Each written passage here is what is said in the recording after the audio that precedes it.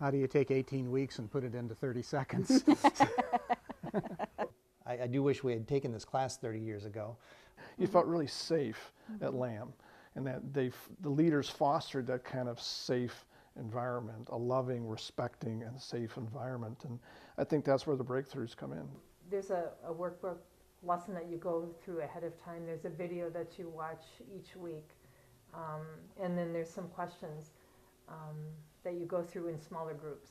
You are at a table with a small group. You get connected with the couples there. There won't be more than 4 couples together. I think the one thing that was great is that in the class, we actually got up and talked through those things, that Dave and Jan would actually help us walk through that incidence of that happening.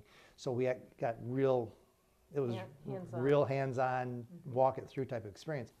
Well, you know, part of is the leadership, and the way that it's, you know, it's presented. And Dave and Jan were very transparent and allowed us to really see into a good marriage. It's not what I would call like a flash in the pan, one weekend workshop where you go and all things are great and wonderful for a few days. But to really have a great marriage, it takes a lot of work. And it's an ongoing process. It's not like you've ever arrived. We're both constantly changing as individuals. This just stays with you, because if you start falling into bad patterns, you can go back to the things that you've learned and say, we don't want to do that anymore. We want to keep our marriage at the ground that God has taken it to. Yes. It's just an encouragement to all of us, because all of a sudden you realize, oh my gosh, we're just normal. Isn't that great? There's always room for improvement in your marriage. It's a growing process for the rest of your life.